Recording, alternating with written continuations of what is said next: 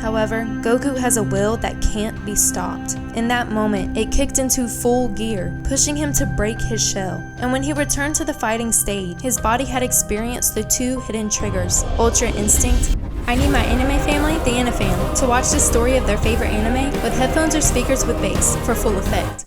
3 warriors stand before him. The stakes are getting higher. Goku wobbles when he stands. Is he really planning to fight again? Using all his energy to obtain Ultra Instinct twice has left him lifeless yet again. But Jiren still remains as Goku's biggest obstacle. Could this be why he pushes through his weakness, in the hopes that he can obtain Ultra Instinct once again? But the sad truth of the matter is Goku doesn't yet know how he got Ultra Instinct in the first place. And the only way to save his universe is to go head to head with Jiren for a second time. But this time, he must come out the winner. As Goku prepares himself to fight, with all the odds against him, as he has many times before, he wonders to himself, how can he rise to Ultra Instinct for a third time? Because whatever caused it before, will cause it again. Until Goku can uncover the truth of how Ultra Instinct is awakened, he will never be able to challenge Jiren to a rematch. And with only 15 minutes left in the Tournament of Power, the clock for Universe 7 is ticking, before his efforts turn out to be all for nothing. The only way to prevent that is to bring back the one thing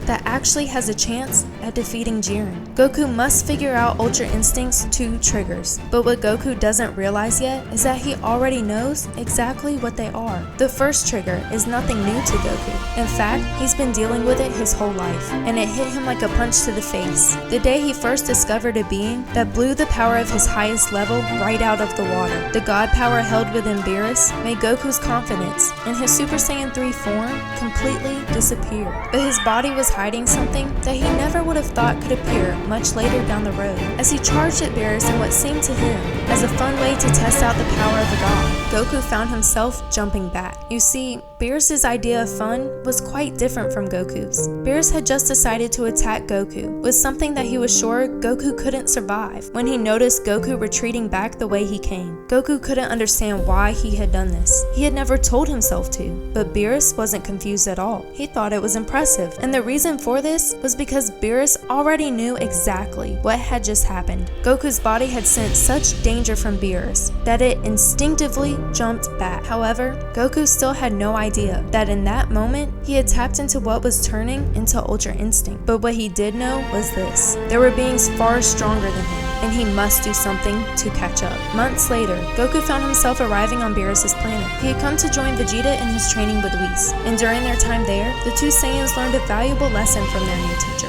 Although they didn't realize it had a name until after Goku had already obtained it, Whis explained exactly what Ultra Instinct is. He told the two naive fighters that the reason their reaction times were so terribly slow compared to his own was because they were thinking before each action they took, and the only way to not do this was to trigger each body part to move on its own, or in other words, separate their bodies from their minds. Although they hadn't learned this ability just yet, Whis' training helped them eventually reach Super Saiyan Blue, but even that wasn't enough for Goku. Always remembering the huge difference between himself and Beerus, the first day that they had met, Goku knew he could still go so much further, so he continued to train to find more hidden strength inside himself. And when he went to the planet with no name to battle the fighters of Universe 6, he was forced to use a new power-up that he had secretly found and had been saving for his rematch with Beerus, one that would soon cause problems for him, but eventually would also help him trigger Ultra Instinct. It was an extremely risky move on Goku's part. He knew that it could cause him to lose his life, but the risk had proven itself to be worth it in that moment. This was the first time Goku successfully topped his Super Saiyan Blue form with his Kaioken technique. Soon after returning home to Universe 7 from the tournament between Beerus and Champa, Goku found himself in trouble. He realized he had forgotten to pick up something at the store for Chi-Chi, and when he tried to turn around to go back and get it, something very strange happened. His body kept flying forward, and for the entire rest of the day, Goku's body continued to do things he wasn't telling it to do. He went to King Kai looking for some answers. It turned out that using Kaioken with Super Saiyan Blue versus Hit had been far too much for his body to handle. King Kai explained it was a very reckless way for Goku to use his energy, and he suggested that Goku never do it again, because this was triggering his body and his mind to separate, something he had heard once before from Whis. But there was one other problem still left behind from his fight against Hit, and that was Hit's jaw. As an assassin, he wasn't used to holding back his powers, but using his full strength simply hadn't been allowed out in the friendly tournament. This upset Goku. How could he get stronger, fighting someone who wasn't giving it their all? There was only one way to get Hit to fight Goku for real. So Goku stood in his front yard meditating, waiting to feel Hit's presence arrive. He had to keep this matter to himself, and for this reason, his family couldn't understand the strange way that Goku was suddenly acting. Was he being paranoid about something? Goku had secretly hired Hit to come after him. This would be the only way to truly train himself, and so he practiced using his senses to the max. Goku knew that Hit wouldn't deny his job, even if he knew who he was going after. This meant that Goku's life was truly in danger, and the only way to survive would be to notice Hit before the final attack arrived. But what Goku didn't realize is that this was really triggering his body to think on its own, just as Whis had described in his training.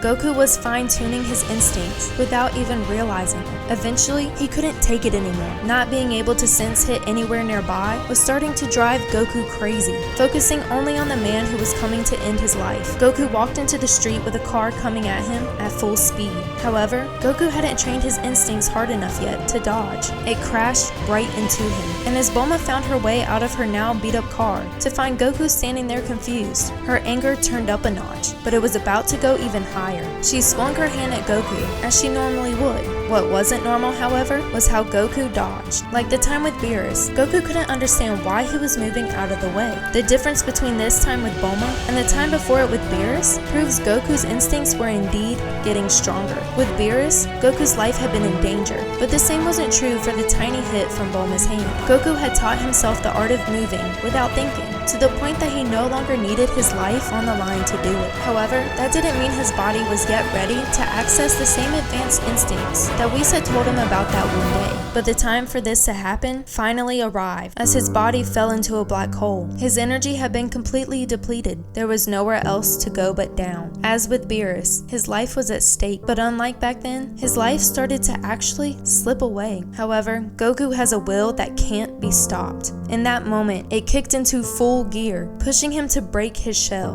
And when he returned to the fighting stage, his body had experienced the two hidden triggers. Ultra Instinct had been obtained. Suddenly, Goku was able to dodge every attack that came at him, but he also was acting very strange. His usual confident and slightly cocky self were nowhere to be found. Instead, he was silent as he looked ahead at his hardest opponent yet. It seemed that Goku was in some sort of daze. Unfortunately, even Ultra Instinct wasn't enough to win against Jiren. Goku's new energy, powered by the Genki Dama, had finally run out completely, but he was given the chance to fight again as Frieza gave away some energy. And through fighting with Kale and Caulifla, and especially with their fused form Kefla, Goku had quickly regained most of his energy back. But when Goku was not close to unconsciousness, it seemed his body hadn't yet caught up to the immense power that Kefla had. Unsurprisingly, Goku's will kicked in again. He found a way to rise back up onto his feet. Goku would never give up. Kefla's attack came flying towards him, and with the little energy he had left, Goku's life was in danger once again. But somehow, he managed to dodge it. The two triggers had been hit again, and Ultra Instinct had returned. In order to access this technique in both of his Tournament of Power battles, Goku had to use Kaioken on top of Super Saiyan Blue.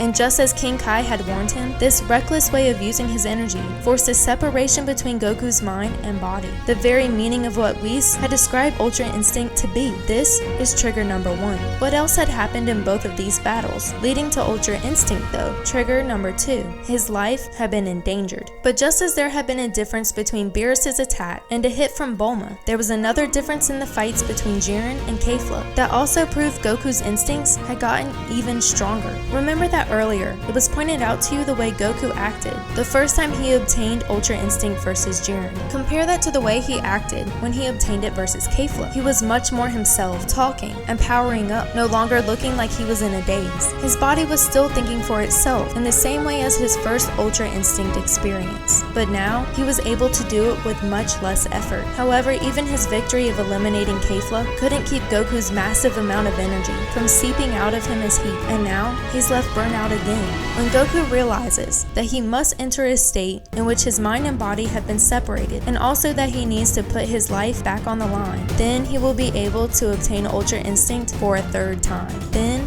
and only then, will a rematch between Goku Ultra Instinct and Jiren begin. Or has Goku already figured it out? Could this be why he insists on forcing himself to keep pushing against the 3 Universe 2 warriors that now stand before him? These are the questions that anger Vegeta as he attempts to obtain Ultra Instinct for himself. His anger builds the more punches that he takes. Maybe this just isn't for him. Vegeta refuses to let this push him down. After all, it doesn't take away from the fact that